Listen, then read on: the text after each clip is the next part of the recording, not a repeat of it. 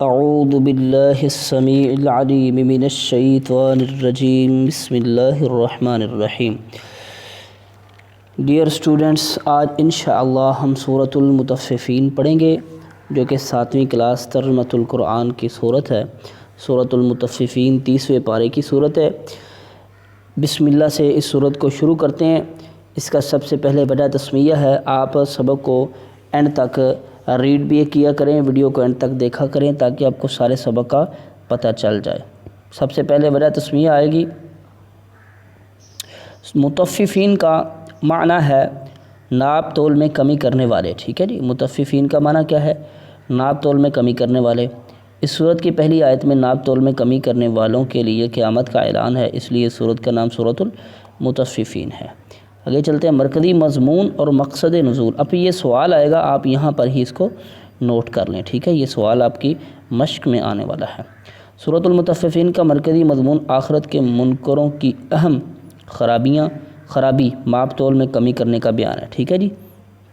مضامین اور علمی نکات۔ سورۃ المطففین کے شروع میں ماپ تول میں کمی جیسی اہم برائی کی طرف توجہ دلائی گئی ہے۔ وہ جب دوسروں سے لیتے ہیں تو ناپ اور تول پورا جو ہے رکھوانے کی کوشش کرتے ہیں، لیکن جب دینے کی باری آتی ہے تو ڈنڈی مارتے ہیں۔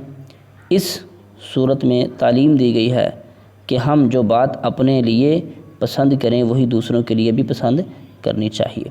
سورۃ المطففین کے ابتدائی حصے میں کرپشن اور بدعنوانی کا ارتکاب کرنے والوں کی برائی بیان کی گئی ہے۔ کرپشن کا ایک ناسور جو معاشرے کو کھوکھلا کر دیتی ہے۔ اس جرم کی وجہ سے معاشرے میں ناانصافی، لاقانونیت بڑھ جاتی ہے۔ ایک اچھا مسلمان اور ذمہ دار شہری ہونے کی حیثیت سے ہمیں اس جرم سے دور رہنا چاہیے۔ ناپ تول میں کمی کرنا آخرت سے غفلت کی علامت ہے۔ گناہ کرنا، حد سے بڑھنا، قرآن مجید کو نہ ماننا آخرت کا انکار کا نتیجہ ہے۔ آخرت کا انکار کرنے والے قرآن مجید کو پچھلے لوگوں کی کہانیاں قرار دیتے ہیں۔ آخرت کو بھلا دینے والے دنیا ہی کو مقصد بنانے کی وجہ سے دلوں پر زنگ چڑھ جاتا ہے، ٹھیک ہے جی۔ آخرت کو جھٹلانے والے قیامت کے دن اللہ تعالیٰ کے دیدار سے محروم رہیں گے اور جہنم میں ڈال دیے جائیں گے۔ بدکاروں کے نامہ اعمال سجین میں، ٹھیک ہے، اور فرما برداروں کے نامہ اعمال علیین میں ہوں گے۔ سجین کا لفظی معنی قید خانہ ہے، جبکہ علیین کا لفظی معنی بالا خانہ ہے۔ سورۃ المطففین میں جنت کی نعمتوں کا تذکرہ فرماتے ہوئے اللہ تعالیٰ نے بتایا کہ نیک لوگوں کے چہرے جنت کی نعمتوں کی وجہ سے تر و تازہ ہوں گے۔ جنت کی مزید نعمتوں کا تذکرہ فرمانے کے بعد کہا کہ یہ وہ چیزیں ہیں جن کے بارے میں ایک دوسرے سے آگے بڑھنے والوں کو مقابلہ کرنا چاہیے۔ یہ دنیا فانی ہے،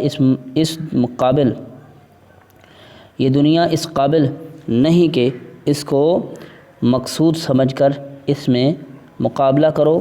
یہ تو چند دن کی راحت کا سامان ہے، اگر ہاتھ سے نکل بھی جائے تو کچھ بڑے صدمے کی بات نہیں ہے۔ ایسا خسارہ نہیں ہے کہ جس کی تلافی نہ ہو سکے۔ اصل زندگی تو آخر کی زندگی ہے، جہاں کے خسارے کی تلافی کبھی نہیں ہو سکے گی۔ ہمیں آخرت کے حوالے سے ایک دوسرے سے آگے بڑھنے کی کوشش کرنی چاہیے۔ دنیا میں اہل ایمان کا مذاق اڑانے والے آخرت میں عذاب کا شکار ہوں گے، ٹھیک ہے جی۔ اب فائنل میں صورت آ گئی ہے، تو انشاءاللہ صورت ہم جو ہے وہ اگلے سبق میں پڑھیں گے۔ سب سے پہلے ہم نے اس کی انٹروڈکشن پڑھی ہے، تو انشاءاللہ اگلے سبق میں ہم صورت بھی پڑھیں گے۔ تب تک کے لیے آپ اس کو اچھے طریقے سے یاد کریں۔ انشاءاللہ صورت پڑھنے میں آسانی ہوگی جب آپ پہلے سبق کو اچھے طریقے سے یاد کریں گے۔ مجھے اجازت دیں، اللہ حافظ۔